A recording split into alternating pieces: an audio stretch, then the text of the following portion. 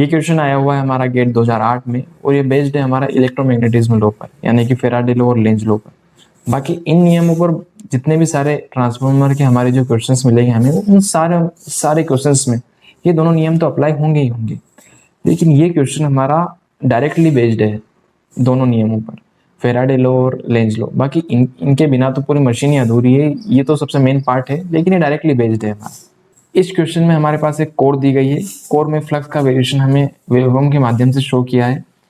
इस कोर में एक प्राइमरी वाइंडिंग दिए गए हैं जिसके नंबर ऑफ टर्न्स हमें 100 दिए, एक सेकेंडरी वाइंडिंग है जिसके नंबर ऑफ टर्न्स हमें 200 दिए गए हैं, और हमें सेकेंडरी वाइंडिंग पर इंड्यूस्ड ईएमएफ की वेवफॉर्म के 4 ऑप्शन दिए गए हैं। इन चारों ऑप्शन में से जो सेकेंडरी वाइंडिंग पर जो ईएमएफ इंड्यूस्ड होगा वो किस प्रकार से टाइम के साथ वेरी होगा वो हमें बताना है। जब ये क्वेश्चन आया होगा तो मैक्सिमम से मैक्सिमम बच्चों ने इस क्वेश्चन को गलत अटेम्प्ट किया होगा जब ये गेट में आया होगा 2008 में, क्योंकि इसमें थोड़ा सा एक ट्विस्ट है जिसकी वजह से क्वेश्चन बाकी सोल्व वो सही करते हैं, लेकिन थोड़ी सी बात का ध्यान न रखते हुए क्वेश्चन को गलत कर देते हैं। हो सकता है आपने भी वही मिस्टेक की हो, इसलिए आप थोड़ा सा इस बात को समझना कि हम आगे क्या करने वाले हैं उस प्रोसेस को समझिएगा। बाकी हमारी बाकी प्रोसेस तो मेरे हिसाब से आसान है, जो आपने कर भी लिया होगा मतलब। चलिए तो हम क्वेश्चन को समझते हैं। क्वेश्चन हमारा बेस्ड है, अगर इस क्वेश्चन की हम नीट की बात करें कि क्वेश्चन किन चीजों पर डिपेंड कर रहा है, तो अगर किसी स्टूडेंट को ये दोनों नियम पता हो, पहला दोनों इलेक्ट्रोमैग्नेटिज्म के नियम पर ये क्वेश्चन हमारा बेस्ड है,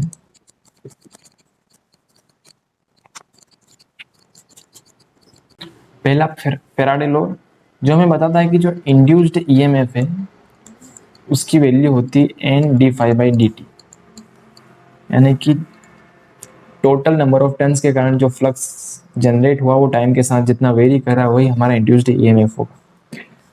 देन सेकेंड नियम आता है हमारे पास लेंज लॉ।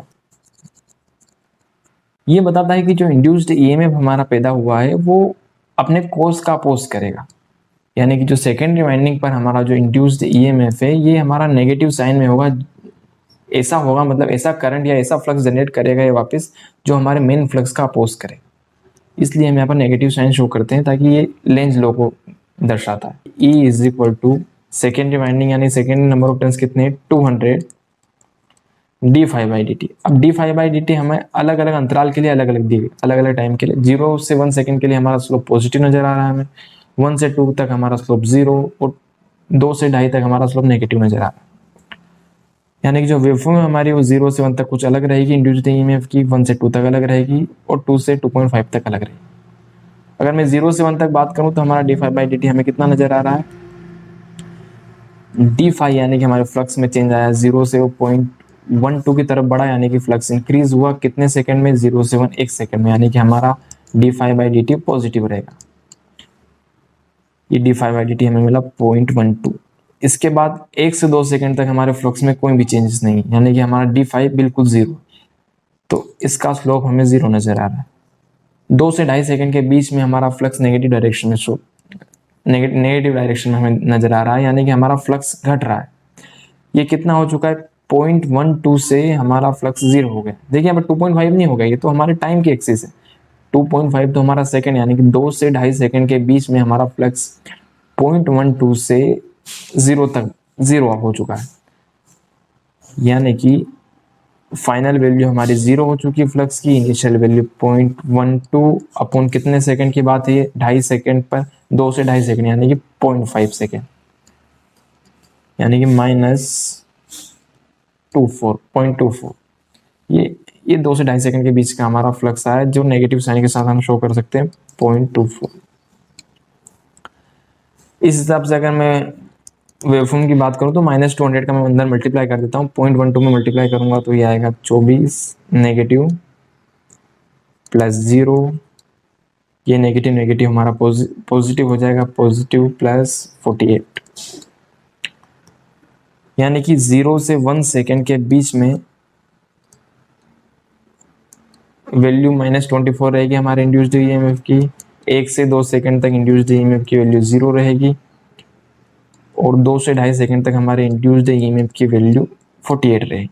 हम देखते हैं कि ऐसी कौन सी वेवफॉर्म हमें नजर आ रही है। 0 से 1 तक हमारी वैल्यू 24 वोल्ट, चलो सही है भैया। 1 से 2 तक 0 0, 2 2 से 2.5 तक 48, यानी कि यही वेवफॉर्म हमें नजर आ रही है, ये सही दिखाई दे रही है। आपने भी यही टिक किया होगा, लेकिन आपको ये गलत मिला होगा आंसर की। हो सकता है बहुत सारी बुक में ए वाला ऑप्शन भी करेक्ट दिया है। अब हमें समझना होगा कि जब मेन आंसर की में ए वाला ऑप्शन हमें गलत नजर आया है, नहीं ये रॉन्ग है आंसर, ऐसा क्यों हुआ? क्योंकि हमने यहाँ पर थोड़ी सी मिस्टेक ये कर दी है कि हमने जो क्वेश्चन में जो चीजें दी गई थी, यानी कि गिवन चीजें, उन्हें ध्यान से समझा नहीं। हमने सर्किट को बारीकी से देखा नहीं कि इस सर्किट में यहाँ पर डॉट कन्वेंशन का क्या मतलब है। जो हमारा सेकेंडरी वोल्टेज दिया गया, ऊपर पॉजिटिव साइन नीचे नेगेटिव साइन, उन्होंने पहले ही दे चुका है। यानी कि जो हमने लेंस लॉ, यहाँ पर लेंस लॉ के कारण जो हमने माइनस साइन का इस्तेमाल किया है, इसका इस्तेमाल हमने इसलिए ये बताने के लिए किया है कि जो हमारा इंड्यूस्ड ईएमएफ सेकेंडरी साइड पर बनेगा, ये हमारे मेन जो फ्लक्स है उसका अपोज करेगा। लेकिन इन्होंने पहले ही ऊपर पॉजिटिव साइन बना दिया है, यानी कि पहले हमारे पास पॉजिटिव साइन उपलब्ध है, वहां पर पहले ही वो बता चुके हैं कि हमारा इंड्यूस्ड ईएमएफ का इस डायरेक्शन में होगा, यानी कि ऊपर पोलरिटी में पॉजिटिव रहेगा, नीचे नेगेटिव रहेगा। तो जो हमारी निकलने वाली वेवफॉर्म रहेगी वो हमारी, हम उसमें नेगेटिव का इस्तेमाल नहीं करेंगे। अब कभी कभी हमें ये कंफ्यूजन हो सकता है कि ये पॉजिटिव है ये नेगेटिव है, इसका ये अर्थ है कि हमारा करंट इस डायरेक्शन में फ्लो होगा और डॉट में करंट सेकेंडरी साइड पर घुसेगा, लेकिन ऐसा नहीं होता। डॉट कन्वेंशन हमें ये कहता है कि अगर प्राइमरी साइड पर हमारा डॉट है, यानी कि करंट हमारा इस साइड से एंटर करेगा, अगर सेकेंडरी साइड पर डॉट है मतलब हमारा करंट यहाँ से बाहर की तरफ निकलेगा। तो अगर करंट बाहर की तरफ निकल रहा है तो यानी कि नेगेटिव से पॉजिटिव की तरफ हमारा करंट बह रहा, हमें ऐसा लगता है, लेकिन ऐसा नहीं है। ये पॉजिटिव नेगेटिव हमारे लोड के हिसाब से शो किया। अगर हम यहाँ पर एक लोड यानी कि रेजिस्टेंस कनेक्ट कर दें तो हमें समझ आएगा कि उसमें बहने वाला करंट पॉजिटिव से होकर नेगेटिव की तरफ जा रहा है, इसलिए वहाँ पर ऊपर पॉजिटिव नीचे नेगेटिव दिया होता है। और डॉट कन्वेंशन इन्होंने पहले ही दे दिया, यानी कि जो इंड्यूस्ड ईएमएफ है ऊपर पॉजिटिव, उन्होंने पहले ही बता दिया लेंज लॉ के हिसाब से। तो जो अब हमारा आंसर आया है वो आंसर ए ऑप्शन ना होते हुए बी ऑप्शन रहेगा, क्योंकि बी ऑप्शन में 0 से 1 सेकंड तक -24 जो कि हमारा 24 आ रहा था, उसका अपोजिट हम लेंगे और 2 से 2.5 सेकंड तक इसी वैल्यू को हम पॉजिटिव लेंगे। अगर मान लो हमारे पास क्वेश्चन में सर्किट नहीं दिया होता, ये क्वेश्चन में अगर हमारे पास ये सर्किट नहीं दिया होता, बस ये फ्लक्स की चेंज होती हुई वेवफॉर्म दी होती, तो हम लेंज लॉ को अपनाते और ये वाला ऑप्शन हमारा बिल्कुल करेक्ट रहता, अगर उन्होंने ये सर्किट डायग्राम नहीं दिया होता। लेकिन उन्होंने पहले ही बता दिया है कि हमारे जो इंड्यूस्ड होने वाले ईएमएफ की पोलरिटी उन्होंने पहले ही शो कर दी, तो अब उस नेगेटिव साइन का कोई महत्व नहीं है। वो नेगेटिव साइन तो खुद इस पोलरिटी के लिए, मतलब पहले नेगेटिव साइन आया फिर हम सर्किट में इस पोलरिटी को अपनाते हैं, लेकिन उन्होंने पहले अगर पोलरिटी दे दी तो नेगेटिव साइन का कोई महत्व नहीं, इसलिए हम फॉर्मूले में उस नेगेटिव साइन का इस्तेमाल नहीं करेंगे। ये क्वेश्चन हमारा गेट 2009 में आया है और ये क्वेश्चन मीडियम लेवल का क्वेश्चन है। ये क्वेश्चन नॉर्मली हमारे आइडियल ट्रांसफार्मर पर बेस्ड है। आइडियल ट्रांसफार्मर में अगर एक ट्रांसफार्मर को सर्किट में कन्वर्ट करके अगर हम सोल्व करें तो किस प्रोसीजर के माध्यम से हम सोल्व करें। The circuit diagram shows a 2 winding lossless transformer with no leakage flux excited from a current source IT. Whose waveform is also shown. The transformer has magnetizing inductance 400 by pi millihenry. यानी कि एक transformer दिया गया है जिसके number of turns primary और secondary पर बराबर है, इसलिए 1:1 दिया है। सेकेंडरी पर हमने एक लोड कनेक्ट कर दिया 30 ओम का। प्राइमरी पर हमने वोल्टेज सोर्स न लगाते हुए करंट सोर्स लगाया, जिसकी वेवफॉर्म हमें इन्होंने क्वेश्चन में दी गई है। और क्वेश्चन पूछा गया कि the peak voltage across AB with S open is, यानी कि सेकेंडरी साइड पर हमारा AB के अक्रॉस कितना वोल्टेज होगा अगर हम स्विच को ओपन कर दें। और सेकंड क्वेश्चन है कि हम IT की वेवफॉर्म को चेंज कर दें, यानी कि 10 sin 100 pi t कर दें, उसके बाद AB के अक्रॉस कितना वोल्टेज होगा जब हमारा स्विच क्लोज रहेगा। अब इस क्वेश्चन को सोल्व करने के लिए हमारे पास किन किन चीज़ों की जरूरत पड़ेगी, नीड ऑफ क्वेश्चन क्या है इस क्वेश्चन को सोल्व करने के लिए। पहला, हमें क्वेश्चन की सारी जितनी भी चीजें दी गई वो सारी चीजें हमें बेसिक से समझ में आनी चाहिए कि क्वेश्चन में आखिरकार गिवन क्या क्या चीजें।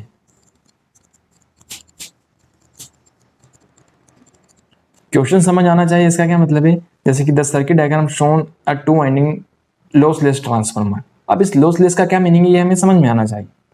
विथ नो लीकेज फ्लक्स, इस लीकेज फ्लक्स का क्या मतलब है ये बात हमें समझ में आना चाहिए। Excited from a current society was waveform is also shown. The transformer has a magnetising inductance.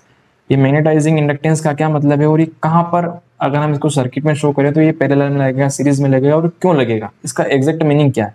ये 3 चीजें हमें इस क्वेश्चन में पता होनी चाहिए, तब जाकर हम इस क्वेश्चन को आसानी से सोल्व कर पाएंगे। लेकिन पहली रिक्वायरमेंट तो हमारी बस ये होती है कि हमें क्वेश्चन आसानी से समझ में आना चाहिए। दूसरी चीज, हमें रेफरिंग पता होना चाहिए कि हम सेकेंडरी साइड से अगर प्राइमरी साइड में कन्वर्ट करें इस सर्किट को, यानी कि सेकेंडरी साइड का जो 30 ओम है उसे प्राइमरी पर लाएं हम, तो उसमें क्या क्या चेंजेस होंगे। ये दो चीजें हमें पता होनी चाहिए। लॉसलेस ट्रांसफार्मर कहने का ये मतलब है कि जो यहाँ पर प्राइमरी पर हमने कोइल कनेक्ट की है, इस कोइल का रेजिस्टेंस 0 है। पहली चीज तो ये। दूसरी चीज ये कि जो हमारी कोर में हीटिंग इफेक्ट होगा, ये फ्लक्स फ्लो होगा, ये आयरन कोर है, इस फ्लक्स के कारण इस कोर में करंट जनरेट हो सकता है, वो करंट हमारा जनरेट नहीं होगा क्योंकि इसका रेजिस्टेंस बिल्कुल 0 है और इसमें हीटिंग इफेक्ट हमें कुछ भी शो नहीं होगा। थर्ड चीज, इसमें लीकेज जो फ्लक्स है वो हमें 0 बताया। लीकेज फ्लक्स यानी कि सबसे पहले हमने एक वोल्टेज सप्लाई लगाई है, इस वोल्टेज सप्लाई के कारण हमारे पास इस वाइंडिंग में करंट फ्लो होगा, वो करंट हमारा एक एमएमएफ बनाएगा, उस एमएमएफ के कारण इस कोर में एक फ्लक्स जनरेट होगा, यानी कि सारा फ्लक्स हमारी कोर में चला जाएगा, हवा में नहीं जाएगा क्योंकि हमारी कोर की परमेबिलिटी बहुत हाई है। हमारा फ्लक्स हवा को न चुनते हुए कोर को चुनेगा, अगर ये आइडियल है तो। अगर ये आइडियल नहीं है तो ऐसा भी हो सकता है कि जो निकलने वाला फ्लक्स है ये कोर में न जाता हुआ डायरेक्टली इसके सेकंड छोर पर हवा के द्वारा ही चला जाए। ये कब हो सकता है, जब हमारा जो कोर है वो आइडियल नहीं है, तो प्रैक्टिकल ट्रांसफॉर्मर में ऐसा ही होता है। लेकिन अभी हमारे क्वेश्चन में से 0 बताया है तो हम इसे कंसीडर नहीं करेंगे। अब थर्ड चीज इसमें आती है एक मैग्नेटाइजिंग इंडक्टेंस। ये मैग्नेटाइजिंग इंडक्टेंस क्या चीज है कि ये जो फ्लक्स हमारा कोर में फ्लो हुआ है, इस फ्लक्स के जनरेशन के कारण जो इंडक्टेंस बनेगा, वो इंडक्टेंस को हम बोलते हैं मैग्नेटाइजिंग इंडक्टेंस। देखिए, आपको ये कंफ्यूजन हो सकता है कि यार इंडक्टेंस पिक्चर में कैसे आ सकता है। तो इंडक्टेंस तभी हमारा पिक्चर में आएगा जब हमारे किसी भी वाइंडिंग में फ्लक्स बनेगा। यहाँ पर जो फ्लक्स बन रहा है वो सिर्फ कोर में फ्लो हो रहा है, इसलिए मैग्नेटाइजिंग इंडक्टेंस ही शो होगा। अगर ये बाहर लीक हवा में हो जाता तो हवा में फ्लक्स की मात्रा कुछ अलग होती है, इसलिए उसका कुछ ना कुछ इंडक्टेंस वो एक अलग होता, उसे हम एक अलग माध्यम से शो करते। लेकिन अभी जो हमारे पास इंडक्टेंस जनरेट हो रहा है इस कोर के माध्यम से, उसे हम मैग्नेटाइजिंग इंडक्टेंस बोलते हैं। अब अगली बात आती है कि इस मैग्नेटाइजिंग इंडक्टेंस को हम सीरीज में शो करेंगे या पैरेलल में शो करेंगे। यानी कि आप क्या कहना चाहते हैं, यानी कि मैं इस पूरी प्रोसेस को एक सर्किटरी के माध्यम से कन्वर्ट करना चाहूँ इस पूरे ट्रांसफार्मर को, तो पहला आप एक वोल्टेज सोर्स लगाइए जिसे हम बोलते हैं कि सप्लाई वोल्टेज। चलिए ठीक है, अगर हमारी इस वाइंडिंग में कुछ ना कुछ रेजिस्टेंस है तो उस रेजिस्टेंस को आप शो कीजिए। उस रेजिस्टेंस को मैं शो कर देता हूँ, ये इस वाइंडिंग का रेजिस्टेंस है। सेकेंडरी, अगर ये जो हमारी कोइल है, इस कोइल में से अगर फ्लक्स हवा में लीक हुआ तो उस हवा में लीक होने वाले फ्लक्स के कारण हमारा इंडक्टेंस जो बना है, जिसे हम लीकेज इंडक्टेंस कहते हैं, उसे शो कीजिए। तो उसे मैं ठीक इस रेजिस्टेंस के आगे शो कर देता हूँ। अब मैंने इस रेजिस्टेंस के आगे ही क्यों शो किया और इस वोल्टेज के सीरीज में ही मैंने इस रेजिस्टेंस और इंडक्टर को क्यों लगा, क्योंकि ये हमने देखा है कि भैया इसके कारण हमारे वोल्टेज कुछ ना कुछ ड्रॉप हो रहा है। इस रेजिस्टेंस के कारण, इस वाइंडिंग के लीकेज फ्लक्स के कारण हमारा वोल्टेज कुछ ना कुछ ड्रॉप हुआ। लेकिन जो हमारे इस कोर में फ्लक्स फ्लो हो रहा है, इस फ्लक्स के कारण हमारे वोल्टेज में कोई फर्क नहीं पड़ा, हमारे करंट में कटौती हो गई, थोड़ा करंट डिक्रीज हो गया हमारा। इस वजह से हम इस ब्रांच को पैरेलल में कनेक्ट करते हैं, यानी कि ये जो इंडक्टेंस को हम शो करते हैं वो यहाँ पर करते हैं और ये हमारा बन जाता है सेकेंडरी वाइंडिंग के लिए यहाँ पर कनेक्ट कर देते हैं। जब सर्किट को रिफर करते हैं तो सेकेंडरी वाइंडिंग हम यहाँ पर कनेक्ट कर देते हैं। अब जो कोर में फ्लक्स फ्लो हो रहा है उस इसमें जो हीटिंग, कोर हीट होने लगती है, कोर हीट होने लगती है, यानी कि पावर हमारी कुछ ना कुछ एक्टिव पावर रिड्यूस हो रहा है। उस एक्टिव पावर को रिडक्शन को शो करने के लिए हम जो रेजिस्टेंस का इस्तेमाल करते हैं वो इस इंडक्टर के पैरेलल में शो करते हैं, यानी कि कुछ ना कुछ करंट का ड्रॉप हमारा वहां पर भी होगा। अब पहली चीज तो हमें समझ में आई कि चलिए हमने इस कोइल वाले रेजिस्टेंस को हमने सीरीज में कनेक्ट किया, ये रेजिस्टेंस कोइल वाला हो गया हमारा, ये इंडक्टेंस हो गया हमारा लीकेज इंडक्टेंस।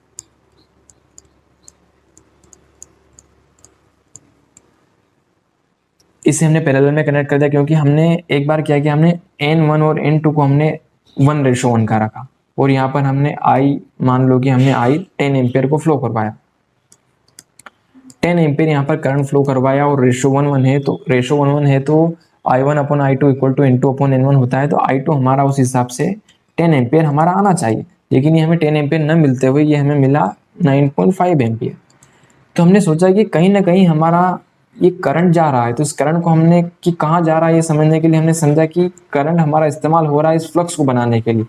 अब ये फ्लक्स को बनाने के लिए जो करंट हमारा इस्तेमाल हुआ उसे शो करने के लिए हमने उसे इंडक्टेंस के माध्यम से शो किया। इस वजह से हम इसी करंट को बोल देते हैं नो लोड करंट, जो हम आगे अभी समझेंगे जब पूरा नो लोड करंट। लेकिन अभी हमारे केस में रेजिस्टेंस यानी कि लॉसलेस है, तो ये रेजिस्टेंस हमारा 0 दिया गया है, इसको हटाओ, ये इंडक्टेंस हमें 0 दिया गया है, मतलब लॉसलेस ट्रांसफार्मर दिया है यानी कि हमारे कोर में कुछ भी लॉस नहीं हो रहा है, इसको भी निपटा देते हैं और बिल्कुल हम नॉर्मल इसको कनेक्ट कर देते हैं। और इस एल की वैल्यू हमें दी गई है 400/पाई। एक्स इसके बीच में हमारा ट्रांसफार्मर है और एक सेकेंडरी साइड पर 30 ओम का एक रेजिस्टेंस कनेक्टेड है हमारे पास। अब हमें बताना है कि ये वोल्टेज सोर्स नहीं है, करंट सोर्स है, जिसकी एक वेवफॉर्म में दी गई है ट्रायंगुलर वेवफॉर्म। अब इस करंट सोर्स के कारण ये इंडक्टर यानी कि इस ए बी के क्रॉस वोल्टेज कितना होगा ये हमें बताना। इस चीज को यानी कि ए बी के अक्रॉस सेकेंडरी साइड पर हमारा वोल्टेज कितना होगा, इसे हम बोलते हैं रिफरिंग ऑफ सर्किट। मतलब सर्किट में कैसे हम रेफर करते हैं सेकेंडरी से प्राइमरी पर और प्राइमरी से सेकेंडरी पर। इस चीज को हम समझते हैं कि हमें आगे भी काम में आएगा। तो रेफरिंग ऑफ सर्किट का हमें मतलब समझ में आ चुका है कि अगर प्राइमरी सर्किट में हमारे पास एक इंडक्टेंस है, प्राइमरी साइड पर हमारा कुछ ना कुछ इंडक्टेंस है, सेकेंडरी साइड पर एक 30 ओम का लोड कनेक्टेड है, तो इस 30 ओम को हम प्राइमरी साइड पर एक सर्किट ट्री में कन्वर्ट करके कैसे लाएं, इसे हम रेफरिंग सर्किट बोलते हैं। इस रेफरिंग सर्किट को समझने के लिए हमें दो नियम पता होने चाहिए जो हमेशा इक्वल रहता है। पहली चीज, पावर बैलेंस इक्वेशन हमें पता होनी चाहिए, यानी कि प्राइमरी की जितनी पावर रहेगी उतनी हमें सेकेंडरी की पावर रहेगी जब हमारा आइडियल ट्रांसफार्मर रहेगा, यानी कि V1 I1 is equal to V2 I2। Second power का फॉर्मूला हमें पता है I1 square R1 is equal to I2 square R2। Second MMF balance हमेशा होता है हमारा आइडियल ट्रांसफार्मर में, यानी कि प्राइमरी का एमएमएफ हमारा सेकेंडरी के एमएमएफ के बराबर होता है। प्राइमरी एमएमएफ यानी कि N1 I1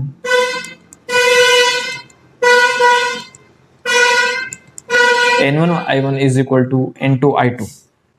इस हिसाब से I1/I2 हमें मिला N2/N1।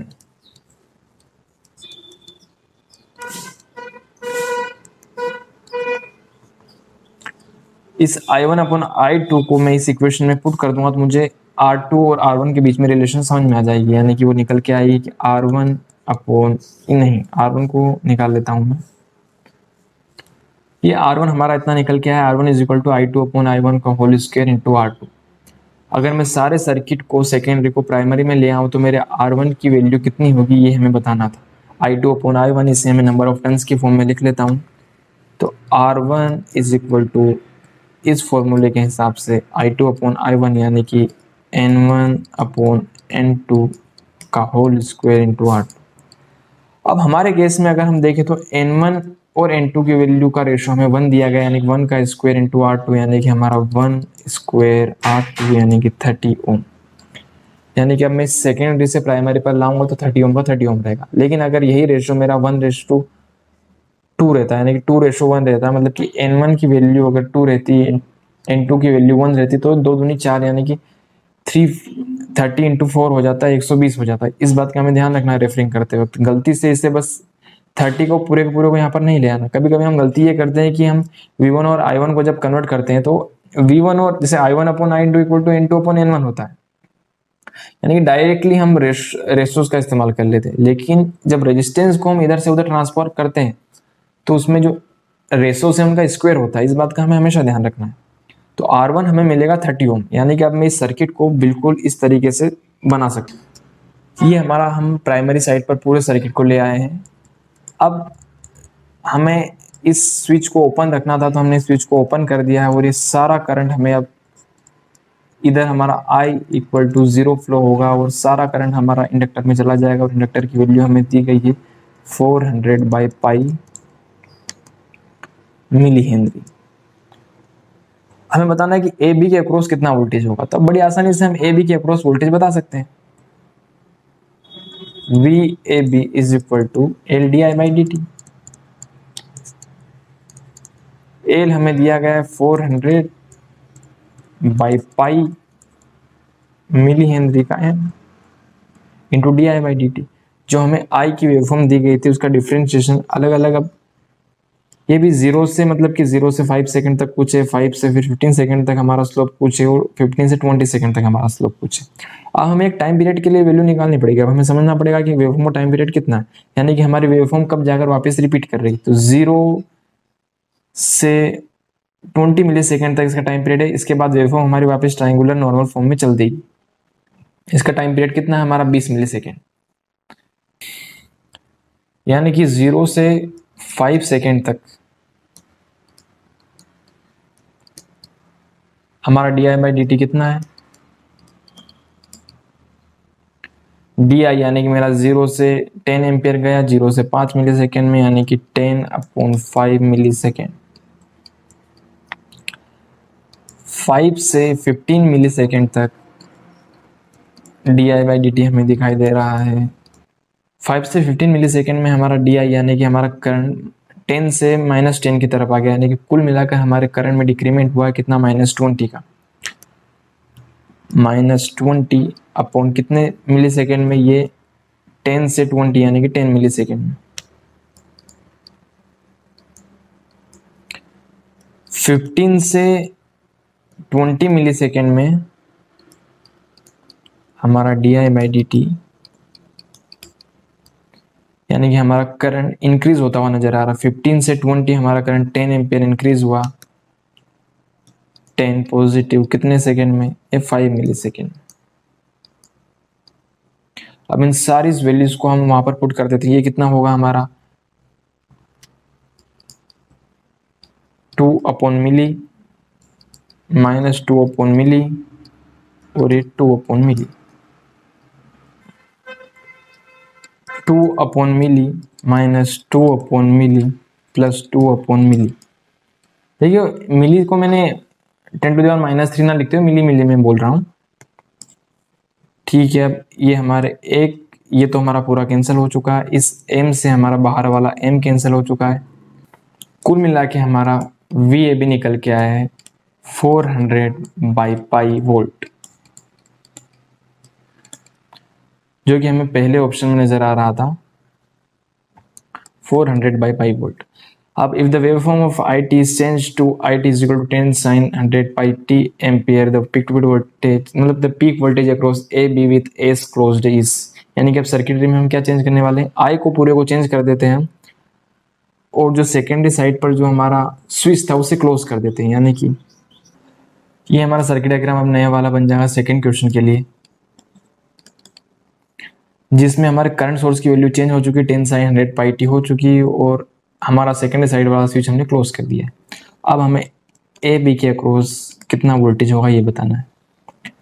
अब हम डायरेक्टली इस एल का इस्तेमाल नहीं कर सकते। अब एज ए एसी सर्किट में जैसे हम क्वेश्चन सोल्व कर देते हैं, पूरा सर्किट वैसा बन चुका है। अब हमें ए बी के अक्रॉस वोल्टेज निकालना है। ये बिल्कुल नेटवर्क थ्योरी की प्रॉब्लम हो चुकी है, यानी कि अब इंडक्टेंस को मैं एल को मैं रिएक्टेंस में कन्वर्ट कर लूंगा, इसको मैं रिएक्टेंस में कन्वर्ट करूंगा, यानी कि मेरा एक्सएल हो जाएगा ओमेगा एल।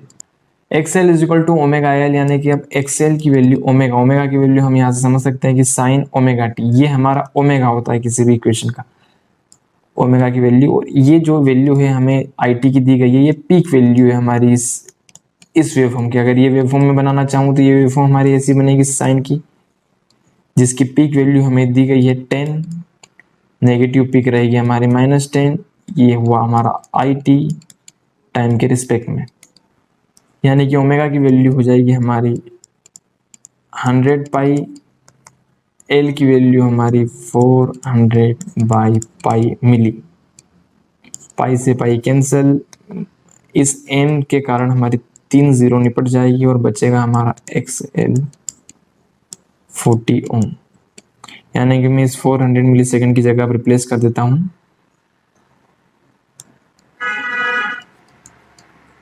40 ओम। ये 40 ओम और 30 ओम। अब हमें ए बी के अक्रॉस कितना वोल्टेज होगा ये बताना, यानी कि हम करंट डिवीजन रूल लगा दें, यानी कि यहाँ से हमारा करंट मान लो कि हम मैक्सिमम वैल्यू ले लेते हैं, हमसे पीक वैल्यू पूछिए नहीं, पीक वैल्यू 10 एम्पियर हमारी इधर से आ रही है, तो इधर कितनी जाएगी ये शो करने के लिए हम करंट डिवीजन रूल का अप्लाई कर देते हैं। करंट डिवीजन रूल यानी कि 40 अपॉन इन दोनों का फेजर एडिशन करना है, डायरेक्टली ऐड नहीं करना है कि 40 प्लस 30 नहीं करना। ये हमारा J40 है यानी कि इंडक्टर की वैल्यू है, ये हमारी रेजिस्टेंस की वैल्यू, दोनों को हम डायरेक्टली ऐड नहीं कर सकते, इमेजिनरी क्वांटिटी।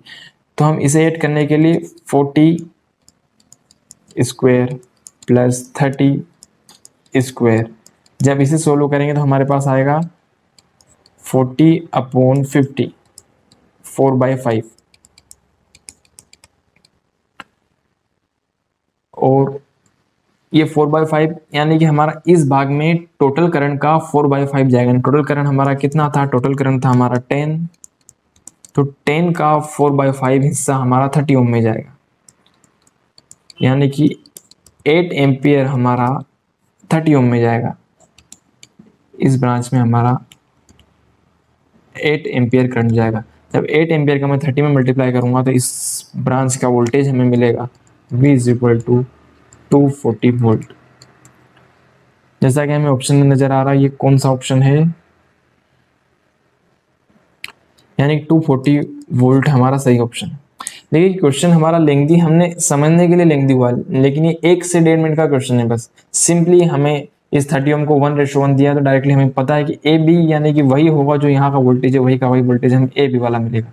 यानी कि हम रिफरिंग भी ना करें, डायरेक्टली भी इस क्वेश्चन को सोल्व कर सकते हैं। वो तो मैंने आपको रिफरिंग सर्किट कैसे सोल्व करते हैं ये समझाने के लिए किया। अभी तो 1:1 दिया है, लेकिन क्या पता अगले इस साल हमें 2:1 दे दे, तो जब हम ऐसा डायरेक्टली सोल्व नहीं कर सकते।